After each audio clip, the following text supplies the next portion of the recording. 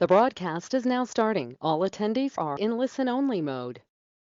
Good afternoon, everybody, and welcome to this G-Cloud 14 What's Doing webinar. My name's Chris Farthing. I'm the founder and CEO of ViceCloud. Excuse me, I'm not going to be on camera today for the fact that I am a bit down with a lurgy, just coming back from quite a recent period of time off work, actually. But I'm delighted to welcome you all today. And just a bit of housekeeping for you. So this session is being recorded. All of you will be muted, but you're more than welcome to put questions into as we're going along, which we'll answer towards the end.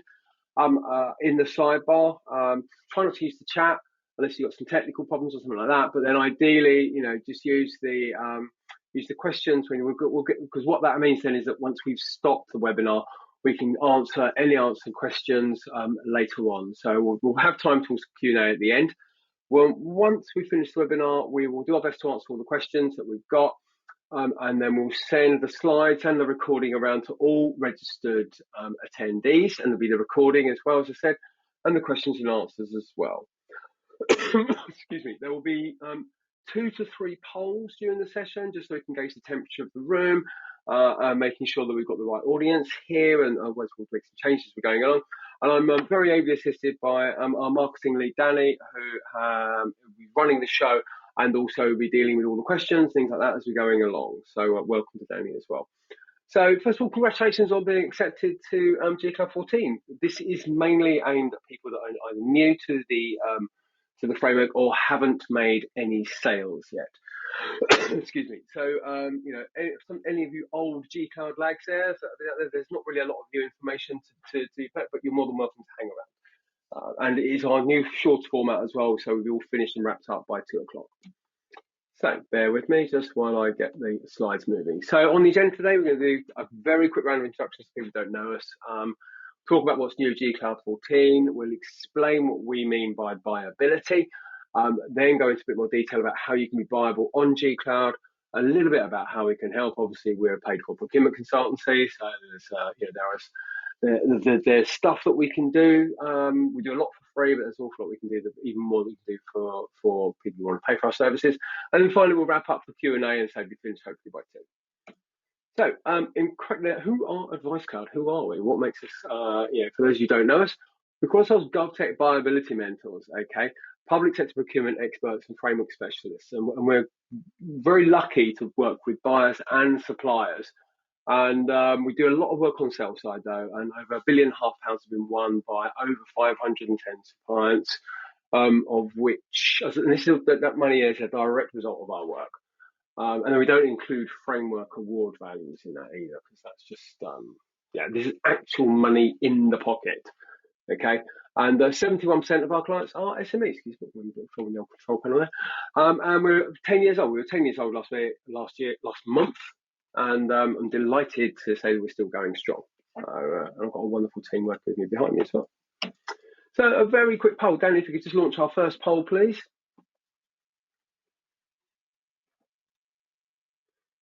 We show that. So is this your first G-Cloud? Please select one of the following. Yes, we're branded G-Cloud. No, we started with 13. No, we've listed over the fast G-Cloud frameworks. No, we've been listed from nearly the start. So just find out who we've got in the room here.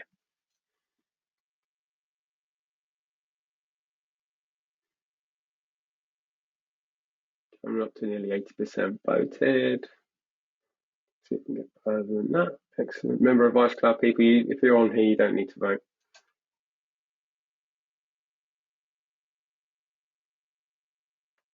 Couple more secs.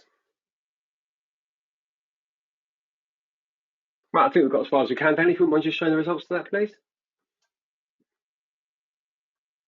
Okay, so nearly 60% of you are within, are pretty new to G-Cloud, so that's great. So hopefully this will be fairly relevant to you and will be helpful as well, and even to the people who've been here on the past few ones. So apologies for the 5%. You may wish to go and find something else to do now, but I don't think there's any new information there, unless of course you're not selling or having struggles. Then we'll happy to share our information on that. So if we close that down, and we'll crack on. Okay, so what is new to G-Cloud? All right, G-Cloud 14. Now, what's changed from 13 and what's stayed the same? So it's scheduled to run. The first one, this one is scheduled to run for 18 months from the end of October, even though the digital marketplace didn't go live until last week. And G-Cloud 13 had a 12 and 12 section, with the 12-month extension obviously being put in place.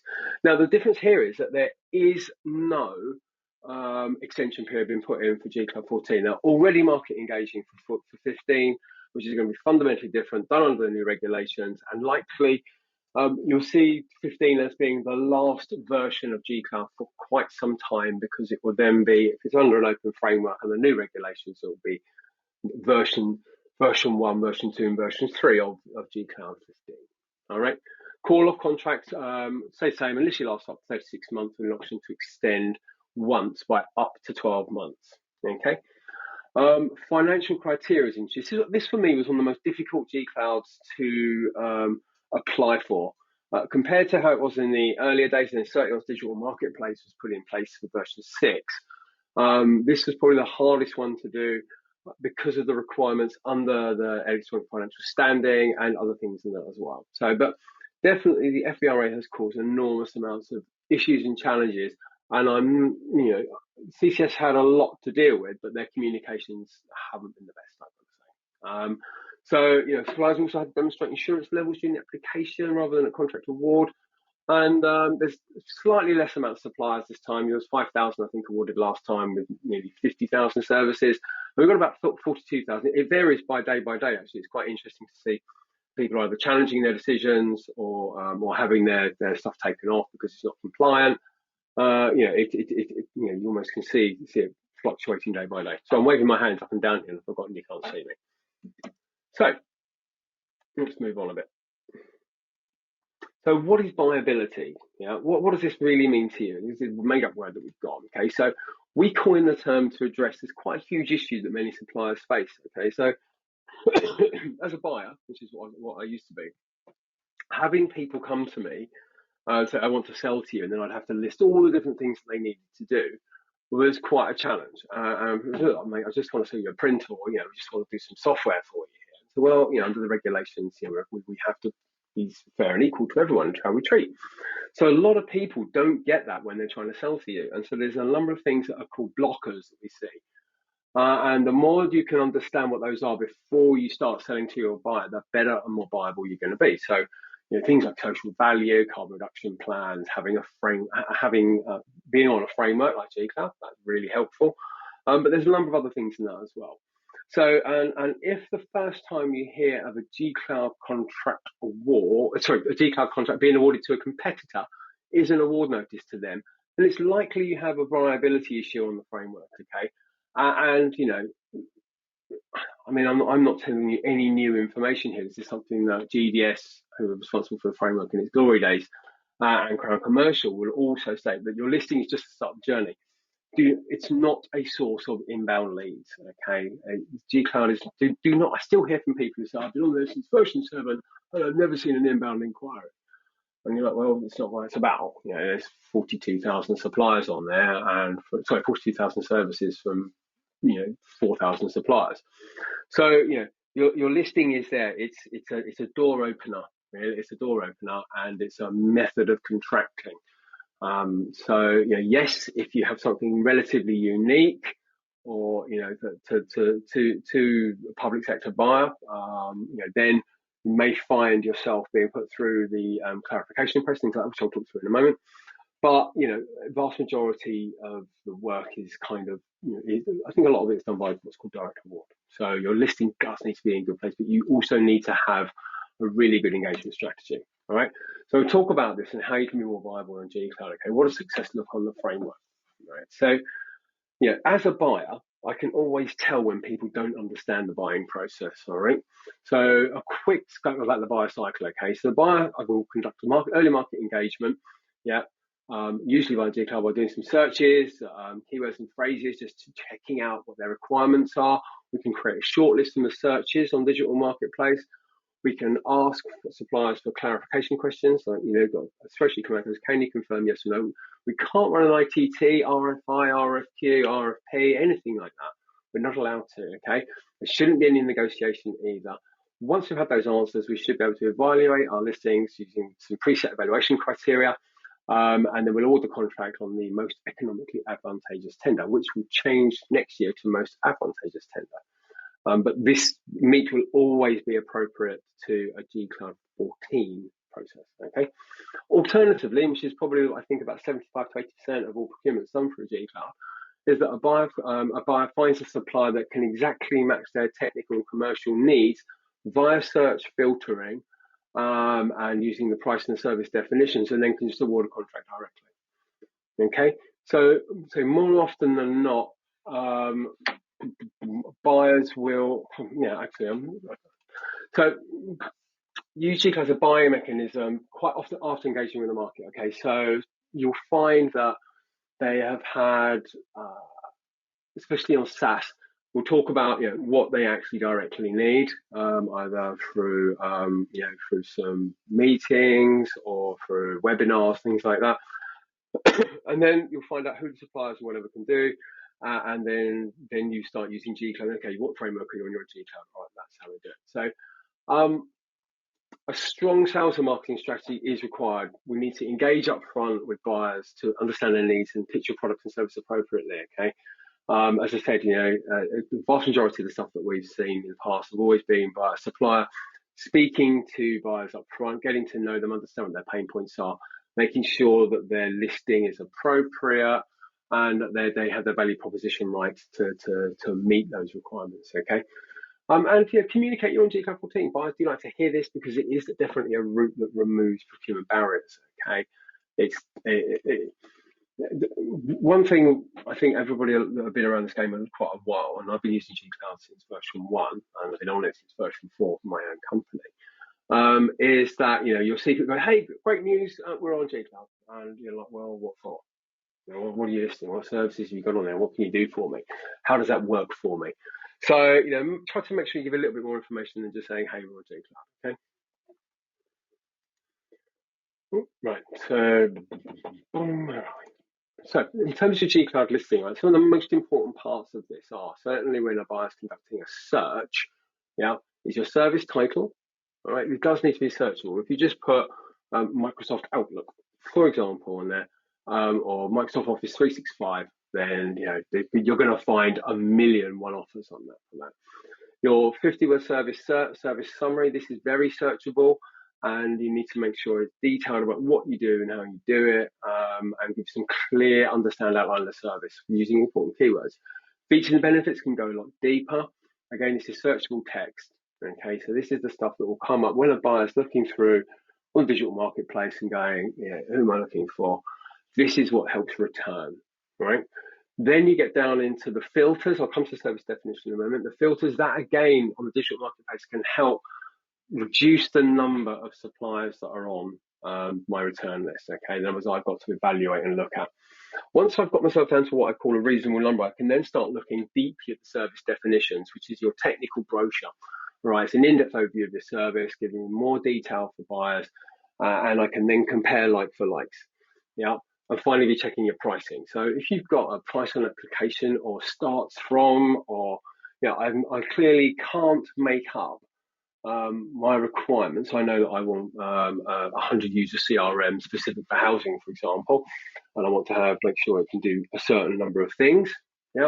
If I can't see what all those modules are and how much size, it's likely that you'll either get overlooked or you'll have to go through too much of a clarification process. All right. So we do definitely need to make sure your pricing is. So if your pricing is not right and your service definition isn't detailed enough, if you've just gone for the marketing brochure and hey, look, we're great, this is it, and then relisted your G-Cloud listing on there, there's a potential that you could be overlooked. All right, so these are some of the most important stuff. Then you've got your T's and C's and your Sophia rate card as well, which will be providing professional services or engineering services alongside your SaaS or Lot 1 infrastructure platform service listings. That's still really important as well. And your T's and C's can be quite important too, because that's where then we can actually start to have a look at in detail about how much risk you're trying to transfer back to me as a buyer. So some top tips, okay, so make sure you're not making these familiar mistakes with your listing, okay? A service summary that's too short or a service name that's too short. Using branded terms for your tech that buyers can possibly search for, because that is actually a non-compliant search. If I search for your name of tech. I can't do that. I have to actually look for what the service is about. Yeah, using language that is too technical, overly technical or overly salesy, okay, or marketingly speak. If you put links through the listing that won't work when that doesn't on digital marketplace, but also links are particularly forbidden. Now you'll see them quite a bit through stuff, but if they're linking to price lists or linking to terms and conditions, then that can be considered non-compliant and may put your buyer at risk of challenge. Okay. We talked about uploading confusing or unclear pricing. I mean, this is one of the biggest bugbears we have. CCS are trying to really address that now, and are looking to do much more on that for G Cloud 15. Okay, and again, too much marketing language in descriptions. It might be that's brilliant, but we just, as a buyer, I just need to know, explain what it does clearly and what the value is to me as a buyer, especially if I'm in a particular niche like health, education, justice, blue light, whatever. So, additionally, ask yourself, are you paying attention to your social value? Under PPN 0620, 10% of an award contract has to be attributed towards social value. Okay, so we need to know, and I know a lot of SaaS players and small really struggle here, and there are some ways around you can do this. So if you're based in London and you're selling someone in Cumbria, it's like, well, how can we do something around education and skills in the local area because we're not based up there and our products are SaaS based? There are ways you can do it, but that's chargeable consultancy. Okay. Do your potential buyers know who you are? Have you done any marketing to them? Have you done any? Are they? It's the first time they're going to hear of you. Something like when they start actually. It takes an emotional connection usually for a buyer to actually think, how am I going to place in business with these people? Okay. And this is probably the biggest one. Do you and your teams know how the framework works? Yeah. Because if you do know how it works and you follow the buying process and you can often have to explain to buyers how it works, it can significantly supercharge your sales. And G Cloud will shorten procurement life cycles from 90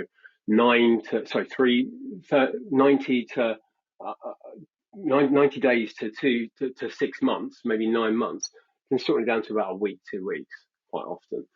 How easy to understand security? Do you have your cloud, how your cloud security works with the cloud security principles or the NCSC guidance?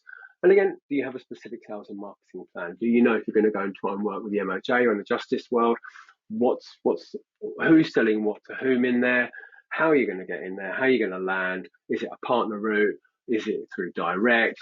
All of these different things need to be addressed, and that's for all of it. It works for all of government. Well, government's a 20 billion a year market and likes to consider itself very different.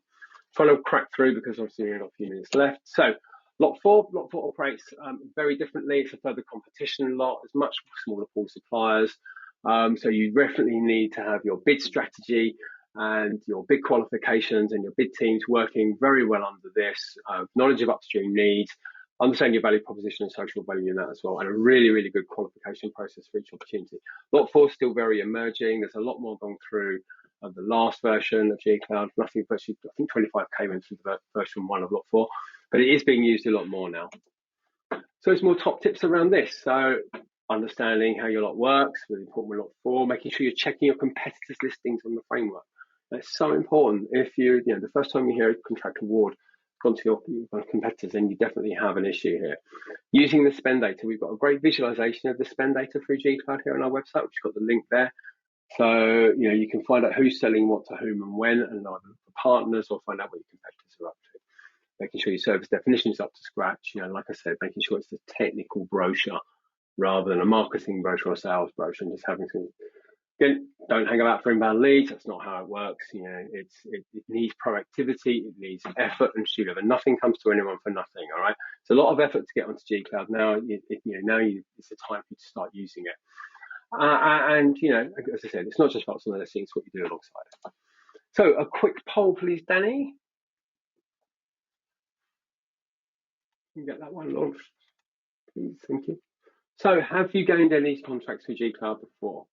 Yes, we do frequent business with G Cloud. Yes, 1 or 2 here or there. We've had 1 contract with the framework so far. No, been close but no success, or we've not had any success at all from being listed. Now, I appreciate that a lot of you have not been on there before, so this will be it's relevant, but it's good to understand what the people's successes are here.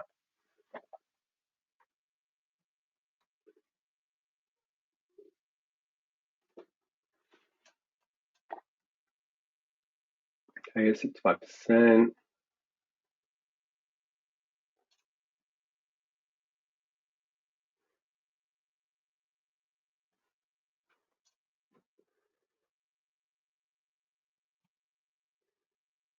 Okay, it's 70%. Let's leave it at that. Please, Daniel, let's push that out now. If you wouldn't mind, we've got to crack on. Okay, well, that's great news. So 51% actually have done some business through. So that's really good news. Congratulations. In fact, more than that, 58% have done something. And for the 39, for the 43%, I'm sure that once you've got your house in order, and you're now just new on the framework, so you only just sort of like got them. Hopefully, you've been doing some market engagement before, waiting for your listing to come up. But there's time now for you to really supercharge what you're doing. So if we close that down now, we'll crack on. Final bits and pieces before we get into Q&A.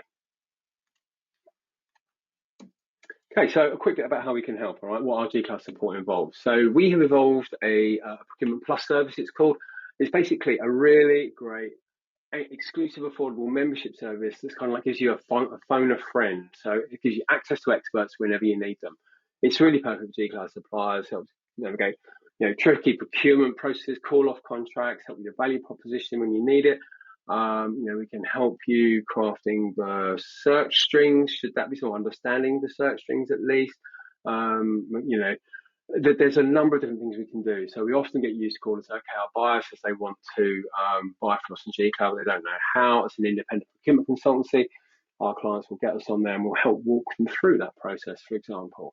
Or we can help walk your salespeople through that process. It's a really helpful thing. So if you don't need a full at hand service, okay, we call our viability reviews, which is a health check for your G-Cloud lot 1 to 3 listings. We can go through each one of those and compare them against a competitor, compare them against the best practice as a buyer, what we would expect to see, and give you a report explaining what you can change now, what you're going to have to yourselves, because there's a lot you can do yourselves. Explain what you're going to need to ask Crown Commercial to change and what you're going to have to wait till the next round of G-Cloud to change. Okay. Find out your viability score. Take the viability assessment. This is something, a very quick and easy quiz that we've put together to understand wholly, not just around G-Cloud, but about how these are like the top 10 questions that we ask when we're talking to people that potentially want to sell into the public sector, what they know. Yeah, and it gives you a really good one. It's a great little gap analysis tool, and it's free. And you can use it then to book a call with us if you want to discuss that and some more. Okay, so here's the QR code for that, or you can click on the Advice Cloud logos or on the website itself and find out.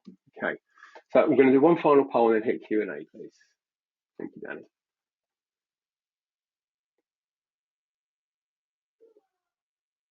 Okay, so it's a attempt to check how you found this webinar. We've tried to keep them a lot shorter these days because of people's time, so please set on the following: very useful, useful, or not useful at all.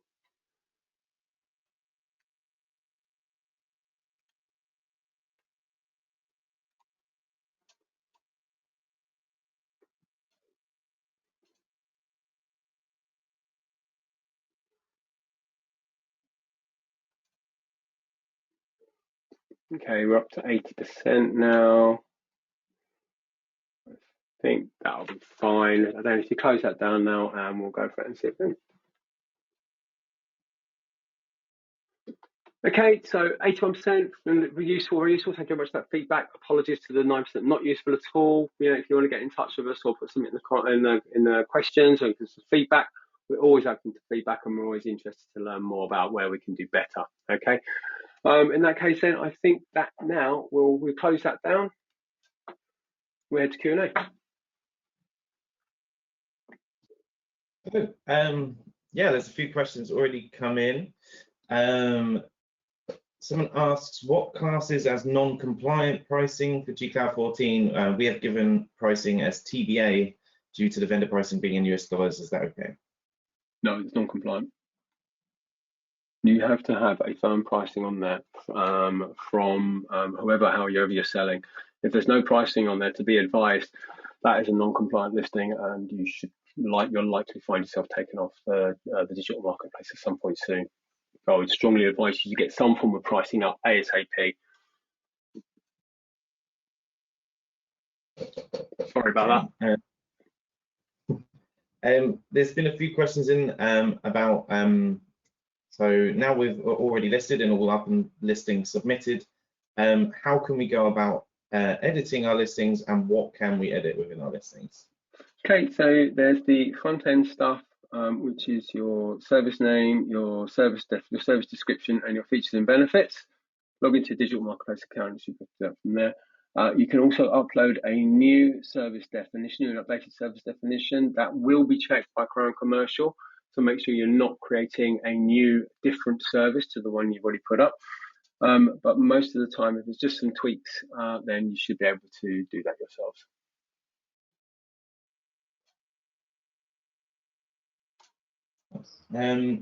So someone asks, how would you explain GCloud 14 to potential government buyers that come to us? It's a very compliant catalog-based service procurement solution that enables you to buy very quickly, buy off-the-shelf cloud solutions very quickly. Solutions and services. Sorry, that's lots 1 to 3. Lot 4 is if you want to buy cloud implementation services or cloud migration services, but need to run a competition.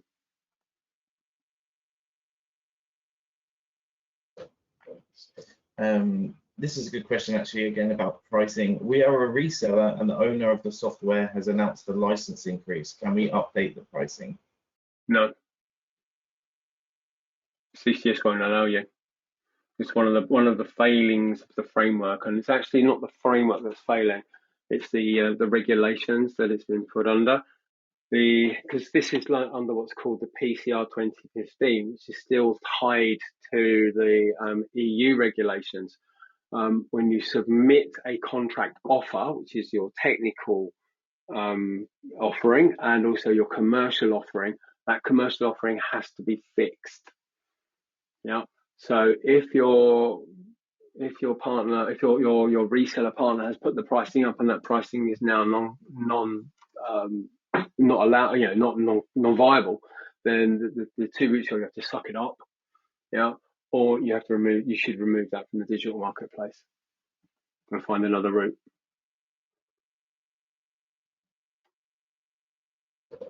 Okay, cool. Some people there, after you explained then what you can change on your listing, and they asked where can we go and change that, or is there an email address, etc. Any more? What? Sorry, was that? Sorry. You explained what you can change for the listing, but where do suppliers go to change their listing?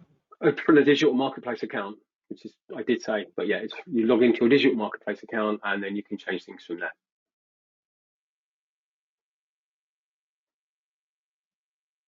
There's more coming through. That's okay.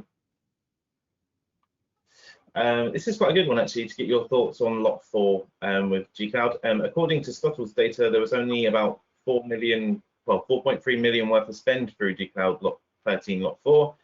Should it be more lucrative? It's a good question, okay, and it should be. The challenge that Crown Commercial had was that they were under a lot of pressure to make from Cabinet Office to make GCloud more competitive, okay, because of the direct award nature of lots 1 to 3. So they put the competitive nature, because of the way the regulations are, they had to put a competition lot in there to help satisfy Cabinet Office. I mean, Cabinet Office aren't the most forward-thinking bunch in the world. So unfortunately it is used. There's more use going through it. It should more, but if you look at the original sales data for the original versions of GCloud, they really didn't take off until around the GClouds 4 and 5 to spend. So people have to get used to things. The public sector is quite a big beastie, and they do like to use other frameworks for things, and it takes them a while to get used to stuff. So hopefully we'll start to see the increase of GCloud lot 4 throughout this one. But I think as you're going to see, if I remember right from the GCloud 15 market engagements, G-Cloud's lot 1 to 3 will be made direct award and competitive, so G-Cloud lot 4 may not exist in the future.